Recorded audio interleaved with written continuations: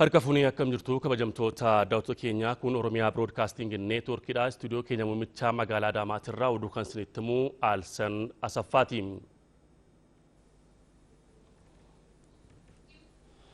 Harka fuunee akkam ooltan kabajamtoota daawwattoota keenyaa istuudiyoo Finfinnee irraa oduu sa'a kanaaf jennee qabannee dhiyaanneerra aan Tigist Farraatii turtii muraasa booda walitti deebina.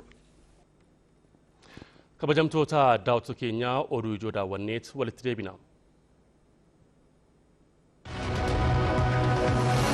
Uumama hundumaatiif nageenya murteessaadha. Walabaaruun faayidaa hin qabu.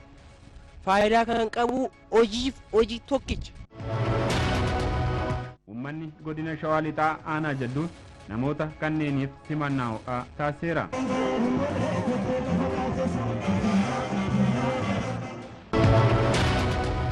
Turtii waggaa lamaa keessatti ijaarsi isaa akka xumuramu walii galamus kontiraaktarri Shoodaab Injiinariin Konistiraakshን jedhamu hojicha waggaa tokkoo fi walakkaatti xumure.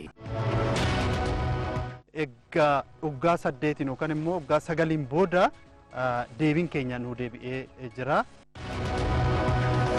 Godina Jimmaatti jiraattonni aanaa Gommaa kaka'umsa isaaniin waajjira humna ibsaa dhiyeenya isaaniitti iyyachuun tajaajila ibsaa diriirfachuu kan eegalan bara 2003 irraa eegaleeti. Oduu keenya jalqabaatiin Ministeerri muummee aangoo gad lakkisuudhaa fi yannoo galfachuun guddina dimookiraasii biyyattiitiif gahee olaanaa qabaachuu jiraattonni godinaalee Baalee fi Shawaa Kibba Lixaa dubbatanii. Yohaannis Bantii gabaasaa dabalataa qabaa daawwannee walitti deebina. Jiraattonni magaalaa Walisoo aadaa wal dhaggeeffachuu fi wal hubachuu daraan gabbifachuun sabaa fi sablammoota waliin jiraachuun duubatti deebi'uu hin qabu jedhan. Uummanni keenya nama faana eenyuma faana iyyuu jibbas hin qabu. Nama dhiibuun barbaadu, daangaa nama tuquun barbaadu, nama faana walitti bu'uun barbaadu. Dargaggeessi keenya sanu. Walabaaruun faayidaa hin qabu.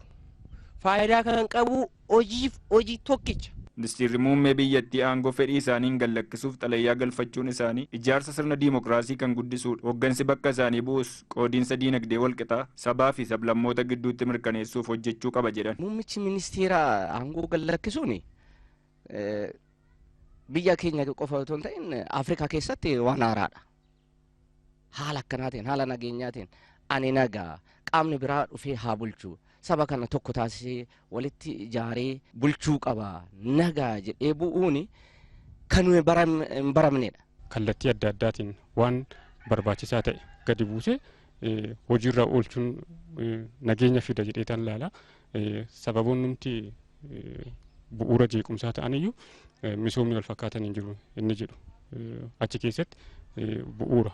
Haaluma wal fakkaatuun jiraattonni magaalaa Gobbaa fi naannawaa ishiis ministeerri muummee aangoo isaanii fedhaan gallakkisuuf qophii ta'uun isaanii fakkeenyummaa qaba jedhan. Aangoo gallakkisuun isaanii biyya kanaaf nama jalqabaati nama seenaatti illee isaan taasisa. Namoota biriitiif aangoorra waggaa 100 turuu warra barbaadaniif barumsa hedduu kenna babal'ina dimokiraasiis ni fida. Murtichi barfateera kan jedhanis jiru. Namni eega du'ee booda qabeenyi namaa eega badee booda lubbuun namaa eega bahee booda biyyattii maqaa kalee qabdurraa eega jijjiiramtee booda uummanni shakkii keessa eega galee booda gaaf takkallee daangaa uummanni irraa buqqa'e kana deemee uummanni kun maaf buqqa'e laata dhugaan eenyu bira jirti laata eenyutu uummata kana buqqise laata waan jiru san otoo ilaalin har'a wayita aangoo gadhiisu kun aangoo gadhiisuu aadaa baratamuu qabu jechuu osoo hin ta'in biyya miidhanii aangoo gadhiisuudha akkasitti fudhata. Guddina siyaas-diinagdee biyya tokkoo mirkaneessuuf diimokiraasii dhugaa lafa qabsiisuun shoora olaanaa qaba jedhan. Sabaa fi sablammoota biroo waliin ta'uun nageenya naannoo isaanii mirkaneessuuf kan tumsan ta'uu jiraattonni kunneen ibsaniiru. Uummanni amma nagahaa misooma jammaree fi nagaha karaa nagahaatiin itti fufee sabaaf sablammii ofii qabatee karaa nagahaatiin itti deemuu qaba. Gabaasni kan Ergitaa Gonfaa fi Mahammad Awwal Qaasimi. Ministeerri muummee obbo Hayilamaariyaam Dassaaleeny fedhii ofiitiin aangoo gad lakkisuudhaaf gaafachuun dimookiraasiin biyyattii keessatti dagaagaa jiraachuu mul'isaa jedhanii jiraattonni magaalaa Dambidolloo fi Bulee Horaa.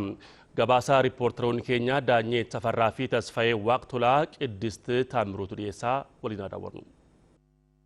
Jiraattonni magaalaa Dambidolloo nageenyi bu'uura waan hundaa waan ta'eef galma yaadame bira ga'uuf gahee keenya ni baana. Miira hin malle keessa utuu hin galiin wal dhaga'uu fi wal caqasuun coomsi aangoo akka milkaa'uuf ni tumsina jedhan.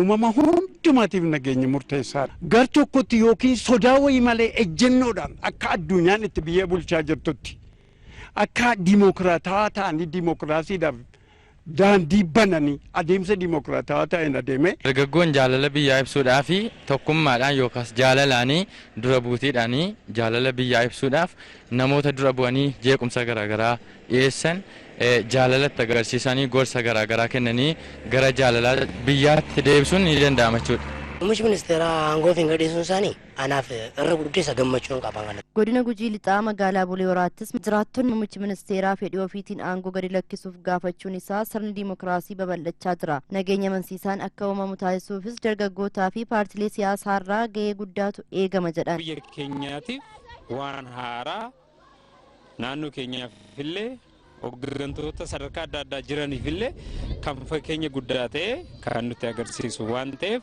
ani baay'een itti gammade. Uummanni keenya aadaa gadaatiin bula, sirna gadaatiin bula, gadaa dhaga'a, gadaan bula, gadaa waan gadaan dabarse akkasiin bula jechuudha. Akkasuma jaarsaan bula jechuudha. Kaani namni dargaggeessi kennallee waan jaarsi jedhe, waan guddaan jedhe, waan gadaan jedhe, waan jaarsi biyyaa jedhe hin dhaga'a dargaggooti. Sabaaf sablammii qabatanii afaan tokkochaan jaalalaan amantaa adoon jeeqiin amantaan adoo walitti hin bu'in amantaa wal qabatee aadaa wal qabatee nageenya ifiitiif jabaachuu qabdi. Mootummaa biyyaa cinaa hiriirree wal qabanne naga keenya hagga dandeessise halkanii guyyaa dhaabbanne dargaggootiin waan nurraa ga'ee nurraa eegamu bahuu qabna jecha. Tokkummaa uummata Oromoo cimsuudhaa fi gaheen hooggansaa murteessaadha jedhanii hoogganaan biiroo dhimmoota koominikeeshinii mootummaa naannoo Oromiyaa obbo Addisuu Araggaa. Obbo Addisuun ibsaa haala jiru irratti istiidiyoo OBN itti argamuudhaan kennaniiru. Ibsaa kana kan hordofe immoo Tigistii Shifarraati. Meegaa haalli nageenyaa waliigala naannoo Oromiyaa keessa jiru maal fakkaata? Egaa akkuma beekamu uummatni Oromoo gaaffiiwwan hedduu kaasee qabsaa ture sirna amma gaggeessaa jirru sirna federaalizimii keessatti uummanni Oromoo gaaffii siyaasaa, gaaffii dinagdee fi gaaffii hawaasummaa babal'aa kaasee qabsoo gaggeessaa tureera. Qabsoo gaggeeffamaa turenis qeerroon Oromoo hanga aarsaa lubbuutti kaffaluudhaan sirna federaalizimii ijaaramaa jiru kana keessatti hirmaataa fi fayyadamummaa haqa qabeessa ta'uudhaaf sochii bal'aa gaggeessaa tureera. Mootummaan naannoo Oromiyaadhaas gaaffii uummatni Oromoo qeerroon Oromoo sadarkaa adda addaatti fayyadamummaa haqa qabeessaa wajjiniin wal qabsiisee kaasaa jiru gaaffii sirrii fi gaaffii deebi'uu qabudha jedheeti kan hin amanu. Kanaafis kutannoo cimaadhaan qabsaa'aa jira.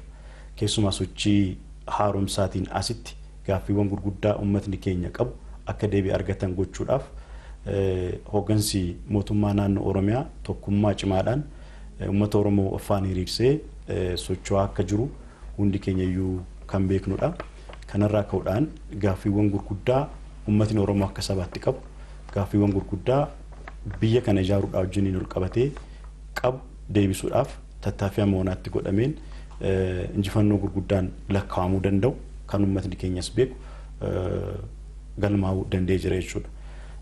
Kanaaf ijaarsa sirna federaalizimii gaggeeffamaa jiru kana keessatti heera mootummaa keenya jalatti gaaffiiwwan gurguddaa uummatni Oromoo gama siyaasaatiin, gama dinagdeetiin, gama hawaasummaatiin qabu akka deebi'u taasisuudhaaf hooggansi mootummaa naannoo Oromiyaadhaa karaa nagaadhaaf karaa dimokiraatawaadhaan waltajjiiwwan adda addaa sadarkaa naannoottis ta'e akka biyyoolessaatti akka sadarkaa federaalaatti ejjennoo ciccimaa fudhachuudhaan gaaffii uummatni keenya qabu akka deebi'u taasisaati kan inni jiru jechuudha. Kun kanaan ta'ee utuu jiru gaaffiin deebi'uu jalqabe kun dhahata tokkotti deebi'ee kan xumuramu miti jechuudha. Gaaffii gurguddaadha, gaaffii baay'eedha. Gaaffiiwwan ka'an sun gaaffii sirriif gaaffii deebi'uu qabanidha jenneeti kan amannu. Ta'us immoo tartiibaan deebi'aa bakka jiranitti tartiiba deebii sanaan obsuu dhabuudhaan yeroo adda addaatti jechuudha. Yeroo adda addaatti sochiiwwan adda addaa gara okkoraatti gara jeequmsaatti kan deemsisanii fi dargaggoota keenya uummata keenya aarsaan taaneef kan saaxilan sochiiwwan adda addaa naannoo keenya keessatti uumamaa akka dhufan hin beekame jechuudha. Yeroo ammaa kana tokkummaa uummata Oromoo keessatti uumamaa dhufee fi kutannoo hooggansi mootummaa naannoo Oromiyaa qabuun gaaffiin uummatni Oromoo akka naannoottis ta'e akka biyyaatti qabu deebisuudhaaf wanti booddeetti nu deebisu jiru. Kanaaf garuu kan nu barbaachisu nageenya nu barbaachisa, tasgabbii nu barbaachisa, obsaan wal dhaggeeffachuudha kan nu barbaachisu jechuudha. Yeroo ammaa kana garuu haalli itti deemamaa jiru iddoo tokko tokkotti tokkummaan uummata Oromoo uumamaa dhufe kun akka inni cimee itti fufne gochuudhaaf qabsoon uummata Oromoo hooggansa haaromsaa jalatti hoogganamee bu'aa gurguddaa galmeessisuu jalqabe kun akka inni duubatti deebi'u gochuudhaaf sochiin qaamota adda addaatiin godhamu ifatti mul'ataati kan inni dhufaa jiru jechuudha. Kanarraa ka'uudhaan uummatni Oromoo yeroo kamiyyuu caalaatti wanti inni hubachuu danda'u qabu tokkummaa akka Oromootti jaarraa tokko oliif dhabnee turreef amma biqilaa jiru kana gaaffiinsa akka deebi'uuf bu'uurriif humni isaa anniisni isaa ijoon isaa waan ta'eef isa sirriitti kunuunfachuu danda'utu irra jiraata. Tokkummaan sun immoo ofiisaatiin galma miti bu'aa fiduu hin danda'u. Tokkummaan sun giddugaleessa tokkoon hoogganamuu danda'utu irra jiraata jechuudha. Waa'ee sabboonummaa Oromoo gaaffii siyaasaa diinagdee fi hawaasummaa uummatni Oromoo qabu kaasuudhaan hooggansa kallattii adda addaatiif bakka adda addaatii kennamuun qabsoo uummata Oromoo yeroo barbaadametti injifannootti ceesisuun rakkisaa akka ta'u ifadha jechuudha. Kanarraa ka'uudhaan uummatni Oromoo gaaffiiwwan qabu obsaan karaa nagaadhaan karaa dimokiraatawaatiin karaa duudhaa Oromoo eegeen dhiyeeffachuu fi tarkaanfachiisuu danda'utu irra jiraata. Hooggansi qabsoo Oromoo giddugaleessi isaa immoo hooggansa haaromsaa fi mootummaa naannoo Oromiyaa akka ta'u hojiiwwan jalqabamanii fi gaaffiiwwan gurguddaa qabsoo uummatni Oromoo fi mootummaa naannoo Oromiyaa wal cina hiriiruudhaan gaggeessuudhaan injifannoo galmeessisuu jalqabsiisan sana kunuunsuu danda'utu irra jiraata. Kana fiixaan baasuudhaaf immoo nageenyi bu'uuraa waa hundaati jechuudha. Qaamonni Oromiyaan dirree jeequmsaa akka taatu barbaadan, qaamonni tokkummaan uummata Oromoo akka burjaaja'u godhuu barbaadan, qaamonni qabsoon Oromoo hooggansa dhabee akkuma jaarraa tokko oliif Oromoon gidiramaa ture gidiraa jalatti akka inni itti fufu qaamonni barbaadan maalidha kan isaan gochaa jiranii nageenyi akka hin uumamne sababa xixiqqaa sababa gurguddaas gaaffii uummatni qabu gaaffii dargaggeessi qabu kaasuudhaan gaaffii sun qixa nagaa wal dhaggeeffachuudhaaf ilaameedhaan otoo hin taane karaa okkoraa karaa jeequmsaatiin karaa walitti bu'iinsaatiin karaa qabeenya balleessuutiin darbees karaa saamichaatiin akka deebi'u yaaluudhaaf wanti deemamu jira. Kun guutumaa guututti uummata Oromoo hin fayyadu. Akka mootummaa naannoo Oromiyaatti amma haalli nageenyaa naannoo keenya keessa jiru fooyya'aati kan inni jiru. Kanas ta'ee tuttuqqaan jira jechuudha. Tuttuqqaan gam tokkoon yeroo ammaa yeroo gaaffiin uummata keenyaa deebi'aa jirutti sababa guddaadhaanis sababa xiqqaadhaanis dargaggeessi keenya gara hiriiraatti gara okkoraatti gara jeequmsaatti akka deemuuf waamichi taasifamaa jirutu jira. Gama biraatiin immoo mallattoon sabaaf sablammoota naannoo keenya jiran gidduutti walitti bu'iinsa akka uumamuu fi Oromiyaan dirree jeequmsaa akka taatu Oromoon akka nama hin jaallanne akka inni hammataa hin taane yookaan immoo duudhaa inni hin qabne fakkeessanii mul'isuudhaaf illee duudhaa Oromoo hin qabne fakkeessanii mul'isanii Oromoo maqaa fokkisiisuudhaaf akkaataan itti deemamaa jiru jira. Gama biraatiin immoo amantaaf amantaa gidduutti illee akka walitti bu'iinsi uumame Oromiyaan dirree jeequmsaa taatuuf yaalii fi aggaammiin taasifamaa jiru jira. Kun naanna'ee ida'amni isaa qabsoo uummata Oromoo quucarsaa adeemsa gara injifannootti taasifnu sana kan nurraa fageessu ta'uusaa hubachuun barbaachisaadha. Kanaaf akka waliigalaatti akka naannoo Oromiyaatti tokkummaa uummata Oromoo biqilaa dhufeen uummatni Oromoodhaa hooggansa haaromsaa jala hiriiree gaaffiiwwan gurguddaa tarkaanfachiisuu karaa jalqabeen injifannoon galmaa'uu jalqabee jira.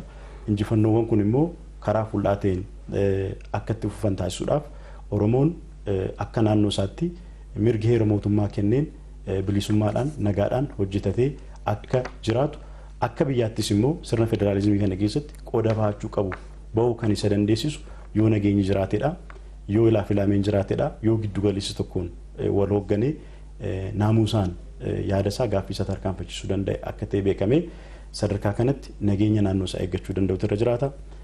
Sabaaf sablammii naannoo keenya keessa jiru uummata obbolaa naannoo keenya keessa jiraatu uummata Oromoo wajjiniin adda addummaa tokko uummata qabu miti. Kanaaf sabaaf sablammii wajjin illee hariiroon nuti qabnu akkuma kanaan dura akkuma barame uummatni Oromoo uummata warra gadaati hammachuu beeka waliin jiraachuu beeka uummata sirna guddifachaa beekuudha uummata obbolummaadhaan wal jaalalaan bara dheeraadhaaf jiraataa turedha. Tokkummaa Itoophiyaa kanallee haala kanaan adeemsa kanaan uummata utubee uume waan ta'eef duudhaa isaa qaamota balleessuudhaaf adeeman kana sirriitti balaaleffachuu danda'utu irra jiraata. Yeroo amma biyyi keenya rakkoo keessa galtee jirtu kanatti tokkummaa biyya kanaallee sirriitti qabee nageenya biyya kanaattis gabbeessee gara fuulduraatti tarkaanfachiisuuf itti gaafatamummaa dachaatu irra jira jechuudha. Tokkummaa naannoo Oromiyaa qofatu hin taane tokkummaa Itoophiyaa kan eeguudhaa wajjiniin wal qabatee kanatti irra jira.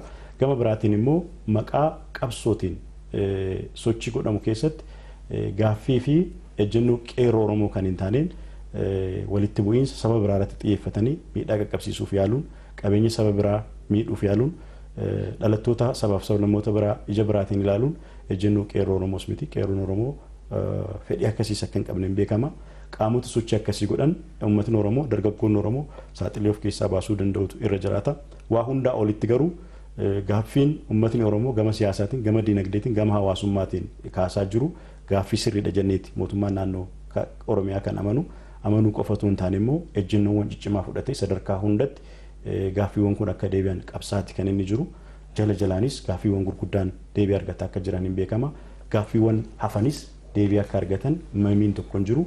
Kanaaf garuu waan gurguddaa lama nu barbaachisa. Tokkoffaa tokkummaan uummata Oromoo keessatti uumame sun cimee jabaatee itti fufuu danda'utu irra jiraata. Tokkummaan uummata Oromoo keessatti uumame jabaatee cimee itti fufuu kan inni danda'u immoo yoo hoogganamuu danda'e. Uummatni Oromoo yoo hooggansa isaa dhaga'uu danda'e yoo giddu galeessa tokko qofarraa hoogganame akka ta'e sirriitti hubachuu danda'utu irra jiraata. Gamaa gamanaa hoogganamaa qabsoo uummata Oromoo boqonnaa biraatti ceesisuun waan hin danda'amne kun sirriitti hubatamuu danda'utu irra jiraata.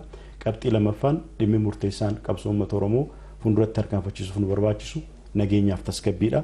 Nageenyaaf tasgabbii kana immoo amma akkuma jalqabameen uummatni Oromoo nageenya isaa tasgabbii isaa sirriitti eeggatee gara fuulduraatti harkaanfachuu danda'utu irra jiraata. Tuttuqaa fi waan miira namaa kakaasaniin waan yeroo gabaabaatiin gara jeequmsaatti gara okkoraatti deemuun yeroo injifannoo kan nurraa fageessu ta'uusaa qabsoo uummata Oromoo kan quucarsu ta'uusaa uummanni bal'aan Oromoo qeerroon Oromoo sirriitti hubatee kan irratti ejjennoo cimaatee fudhachuu qaba kan jedhudha akka mootummaa naannoo Oromiyaatti dhaamsinu qaba. Tokkummaan hooggansa mootummaa naannoo Oromiyaa gidduu jiruu fi uummata gidduu jiru maal fakkaata?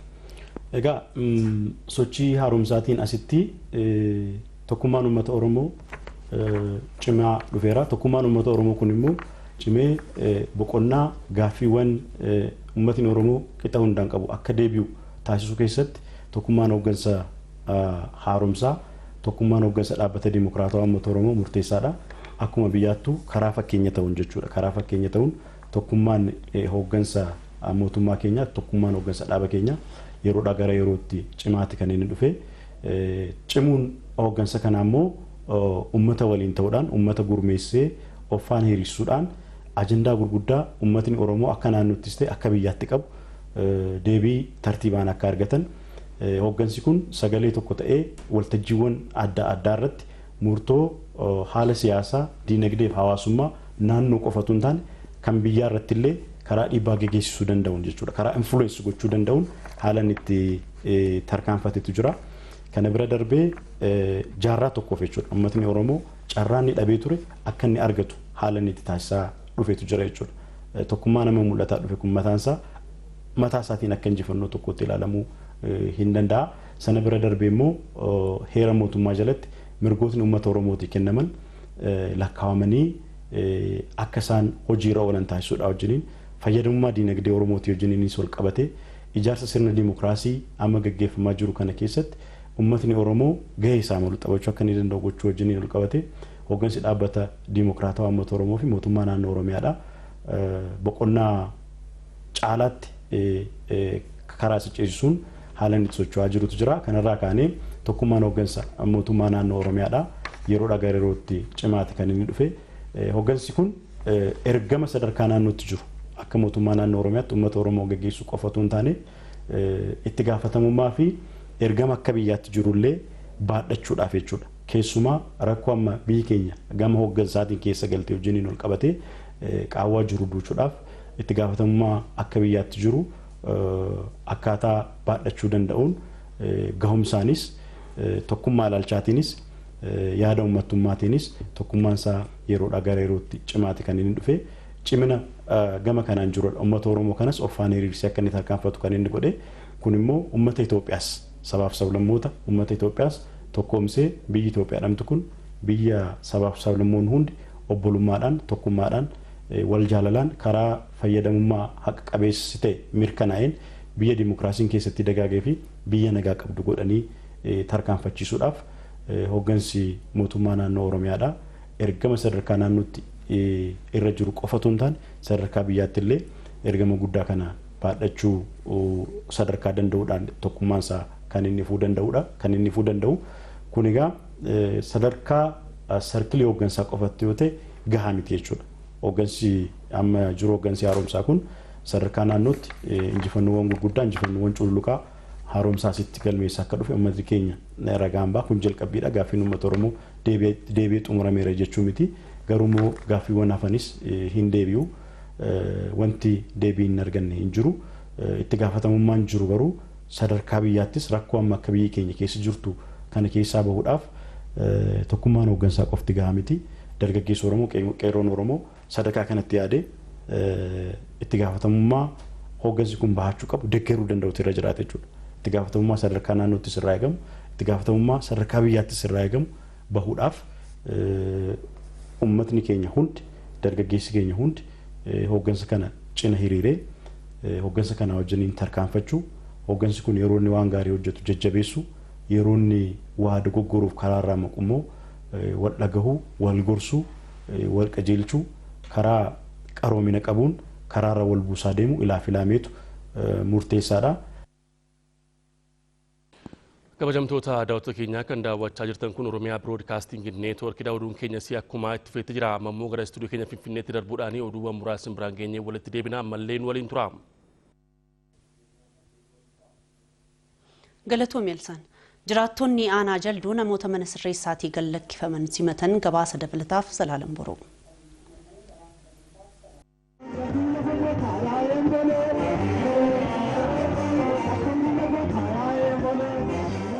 Murtoo koree hojii raawwachiiftuu adda dimokiraatawaa uummattoota Itoophiyaan sirreeffamtoonni seeraa hiikamanii dirreen dimokiraasii bal'achuu qaba jedhuun booda dura taa'aa paartii koongireensii federaalistii Oromoo Dr. Mararaa Guddinaa dabalatee miseensonni paartichaa sadarkaa hooggansa garaa garaarra turan kanneen akka obbo Dajanee Xaafaa, obbo Gurmeessaa Ayyaanoo fi obbo Olbaanaa Leellisaa mana amala sirreessaatii gadi lakkifamuun isaanii ni yaadatama. Uummanni godina Shawaa Lixaa aanaa Jadduus namoota kanneeniif simannaa ho'aa taasiseera.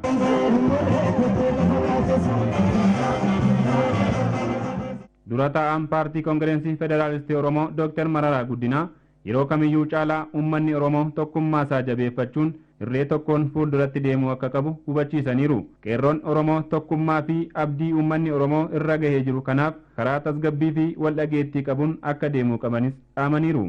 Sirba barbaachifne sirbiina sabni laga ce'uu danda'u, sabni qabsoo isaa galmaan gahuu danda'u saba of ijaare, saba akka itti of ijaare. Sirreeffamtoonni mana amala sirreessaa turanii simannaan uummata aanaa jalduun taasifameefis tokkummaa Oromoon har'a irra ga'ee jiruu fi simannaa isaaniif taasifametti gammaduun Oromoon kana caalaa wal dhaggeeffatee tokkummaa isaa akka jabeeffachuu qabu dubbataniiru. Dargaggeessa har'a as ga'ee, uummata as ga'ee, uummata tokko ga'ee jaarraa darban kana keessa qabsoo Oromoo baatanii ofii isaanii wareegamanii nuun asii nangaanii baay'ee gammannaa jechuudha. Uummanni keenya nagaan akka jiraatuuf qooda keenya gumaachuun wal bira dhaabachuun qaamni nageenya Oromiyaa abbootiin gadaa abbootiin amantii Oromiyaa akka uummataatti wal bira dhaabachuu keenya inni kun waan tokko wal qooduu dhiisnee gar tokkotti hooggantoota keenyaan hoogganamnee gara fuulduraatti akka deemnuun isin gaafadha.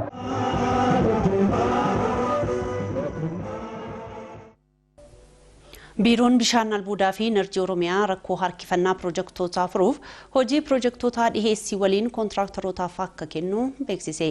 Piroojeektiin bishaan dhugaatii magaalaa Miiqaawaa birrii miiliyoona 28 hojjetame xumurameera. Gabaasa dabalataaf Akliiluu Gabroo. Biiroon bishaan albuudaa fi enerjii Oromiyaa jireenya dhala namaaf baay'ee barbaachisaa kan ta'e bishaan dhugaatii qulqulluu jiraattota naannichaaf itti fufiinsaan dhiyeessuuf piroojektota baajata mootummaatiin hojjetamaa jiran irratti xiyyeeffannoo addaa taasisuunii fi rakkoo bulchiinsa gaarii gama kanaan ture adda bahee furmaatni erga itti laatamee booda piroojektota kana dura jalqabamanii sababa garaagaraatiin dhaabbatanii fi kan yeroo dhihoo jalqabamanii saffisaa fi qulqullina barbaadameen xumuramanii akka hojiitti galan hojjechaa jira jedhe. Piroojektota yeroo kennameef dursuun xumuramanii tajaajila bishaan dhugaatii qulqulluu kennuu jalqaban keessaa piroojeektiin bishaan bishaan dhugaatii godina Shawaa Kaabaa aanaa alaltuu magaalaa Miqaawaatti ijaarame fakkeenyummaa kan qabudha. Piroojeektiin kun baajata mootummaan ramadee birrii miliyoona 28 turtii waggaa lamaa keessatti ijaarsi isaa akka xumuramu walii galamus kontiraaktarri Shoodaab Injinariin Konistiraakshን jedhamu hojicha waggaa tokkoo fi walakkaatti xumure. Shoodaab Injinariin Konistiraakshinitti hoogganaan piroojeektii bishaan dhugaatii magaalaa Miqaawaa obbo Yohaannis Sangaasaa ijaarsa keessatti tumsi hawaasni naannichaa taasise piroojeektichi yeroo qabameef dursee akka xumuramu taasisee jira jedhan. Dheebuu uummataa kana ilaalaa hojjechaa turre rakkina kana ilaaluudhaan bajata guddaa ramadnee socho'uudhaan kana fixuu dandeenya irraa isaan alattis immoo uummanni naannichaas deeggarsa adda addaa Daareektoreetii bulchiinsa kontiraataa fi konistirakshinii biiroo bishaan albuudaa fi enerjii Oromiyaa obbo Gurmeessaa Oljiraa kontiraaktarri piroojeektii bishaan dhugaatii magaalaa Miqaawaa ijaarsa isaa dhiheessii waliin fudhachuunii fi ga'umsi qabu yeroo hedame dursee akka xumuru isa taasisee jira jedhan. Dhiheessiidhaaf kontiraakteriin akka fudhatu ta'ee mallattaa'ee piroojeektiin kun piroojeektii waggaa lamaaf waliigaltee mallattaa'edha. Haa ta'u malee piroojeektiin kun yeroo waliigaltee durseeti kan xumurame. Waggaaf ji'a ja'a keessatti kan xumurame. Kanarraa wanni nuti barannu tokko piroojeektoota keenya gara fuulduraatti kennanullee dhiyeessiidhaa waliin yoo kennine rakkoo komii uummataa piroojeektii harkifannaa piroojeektii kanallee nurraa fooyyessa kan jedhu waan irraa baranne qabna jechaadha. Kantiibaan magaalaa Miqaawaa obbo Isheetuu Tasfaayee gama isaaniitiin piroojeektiin bishaan dhugaatii magaalaa Miqaawaa gaaffii jiraattota magaalattii fi naannoo ishee bara dheeraaf ture kan deebisedha jedhan. Jiraattonni magaalaa Miqaawaa tokko tokkos bishaan dhugaatii keenyatti argachuun aarsaa kanaan dura bishaan dhugaatii barbaachaaf taasisaa turre irraa nu baraaree jira jedhan. Gara kiyya በጣም የተደሰነቻት እንጂ ማታማታት ገልፈኒ እኒት isa abdachaa jiran. Piroojeektiin hojjetame kun boolla gadi fagoo 2 sa'aatiitti bishaan meetir kiubii 46 baasuu kan danda'udha. Egaan kabajamtoota daawwattoota keenya oduun istuudiyoo Finfinneetti qabannee dhiyaanne kanumaa gara alsaanittiin isin deebisaa turtii gaarii. Galatoomaa warri istuudiyoo Finfinnee. Gaaffii mana jireenyaa mootummaan waadaa nuuf galee waggaa 9 ture deebii argachuun isaa nu gammachiisee jedhanii qonnaan bultoonni magaalaa Dukam gandaa Caddachaa. Haaromsaas mootummaa fi uummata gidduutti walamantaan dabalaa akka dhufes qonnaan bultoonni kunneen himaniiru. Guutuun gabaasa kanaa akka armaan gaditti dhiyaata. Mootummaas galannaa ga'u baay'ee nu gargaara. Amma fudhattan?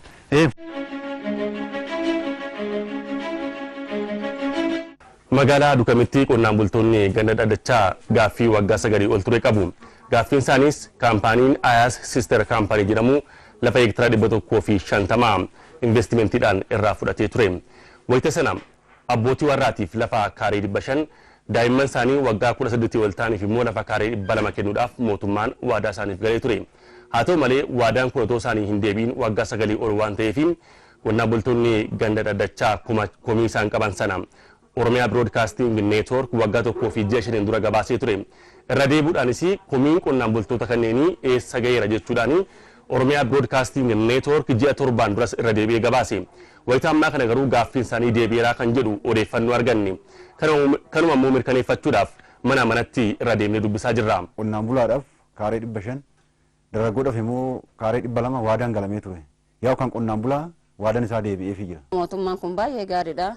Nu kennanii jiranii kaarii 500 argannee jirra. Ani immoo baay'ee nan galateeffadha mootummaa kanas nan jaalladha baay'ee sirriitti nan galateeffadha.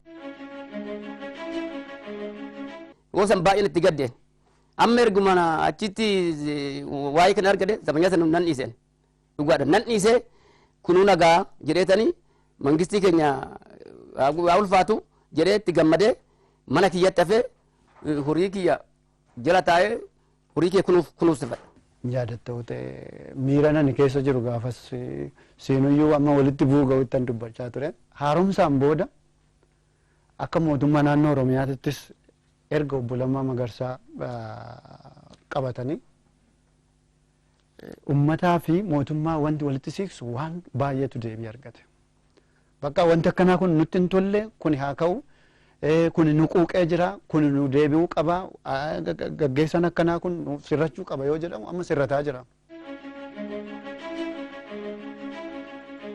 Kun amma Lammaa Magarsaati haa tolu akkasittuu kaarii 500 arganne. Egaa waggaa 8 yookaan immoo waggaa 9 booda deebiin keenya nu deebi'ee jira. Qonnaan bultoota 192 qoratame akka mootummaa naannoo Oromiyaatti ergame sababiin isaa kan labsiin nuun iyyamu kan iyyamne kan naannootti murtaa'u kan itti murtaa'u adda adda waan ta'eef qonnaan bultoota 192 yeroo darbe lafa mana jireenyaa kennuufii dandeenya jira. Gaaffiin ijoollee qonnaan bultootaaf lafa mana jireenyaa kennuun lafarraa harkifachuu isaatiin gammachuun keenya hanquu taasisee jedhu. Komii dhiyeeffameef deebiin argameera. Garuu guutumaan guututti deebi'ee jechuudhaaf immoo ijoolleen hin arganne. Ijoolleen qonnaan bulaa. Wanna mootummaan kana nu godhe hoo ijoollee teenyas nu godhe itti gammanne sirriitti baay'ee. Ijoollee isaanii umuriin isaanii waggaa 18 ol ta'e yeroo dhiyootti qorannee finnee dargaggoota yookaan ijoollee qonnaan bulaa sababa misoomaatiin karaa adda addaatiin hubaman gara dargaggoota 360 adda baasnee jirra.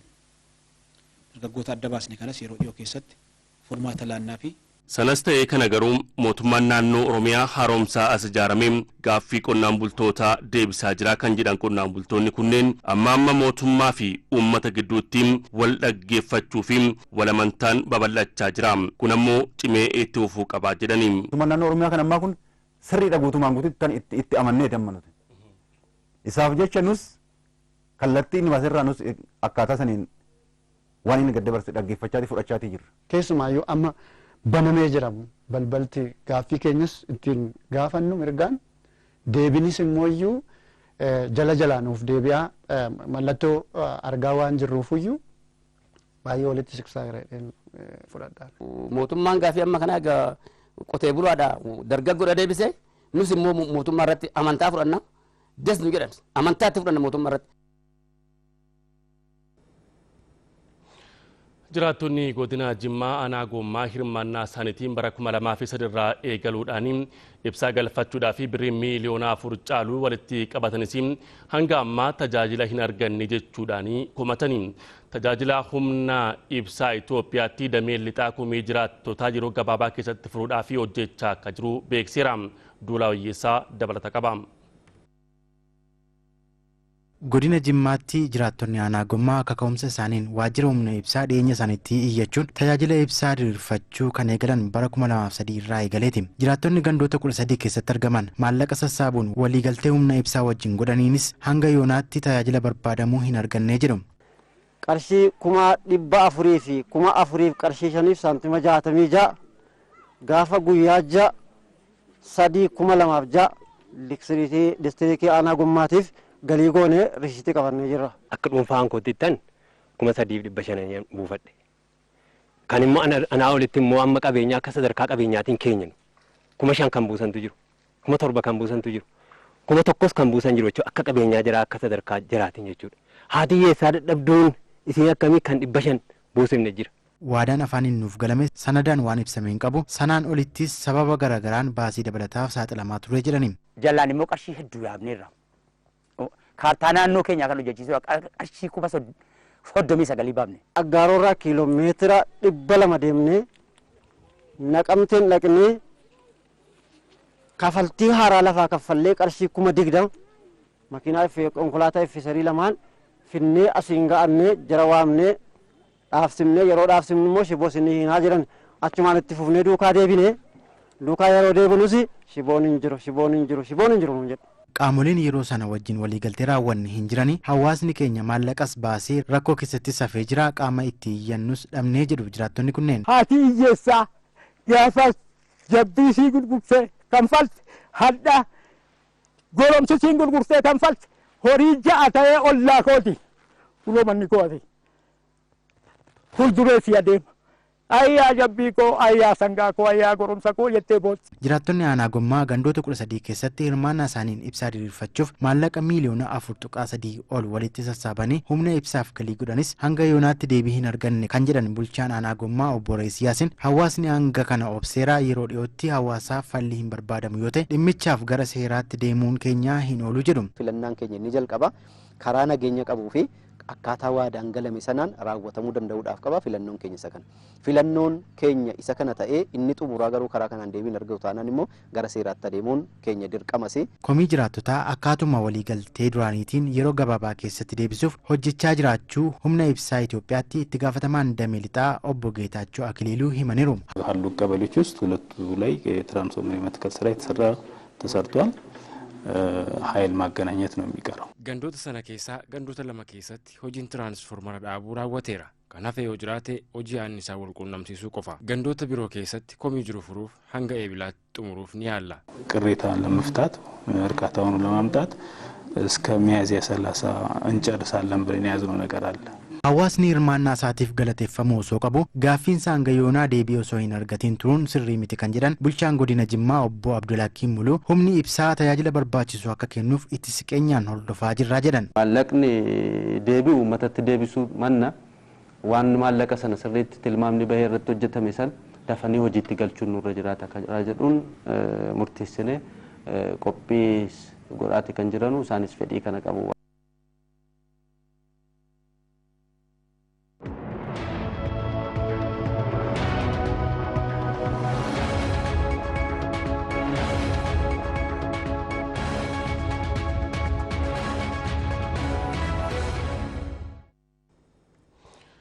Kan daawwachaa jirtan kun Oromiyaa Broadcasting Network dha. Oduun simbiraan gaajirullee akkuma itti feeti jira. Ammoo gara oduu biyya alaatti dabarra.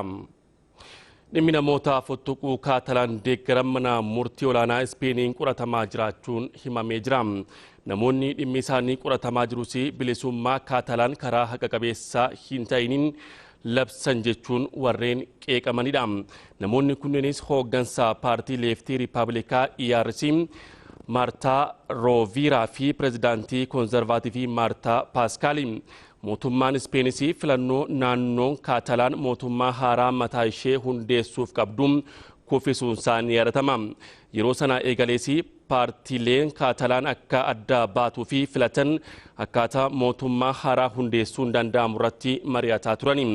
Hooggantoonni siyaasaa lameenii mana sirreessaa akka galan yookiin ammoo qorannoon akka itti fufuu fi abbaan alangaa biyyattii dhimma ilaalaa jirus jedhameera.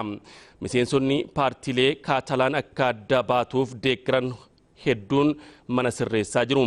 Haa ta'u malee miseensi kaabinee Kaatalaan duraanii kan 5 pirezidaantii Chaarlas dabalatee Beeljeemitti baqatanii akka jiran US News gabaaseera.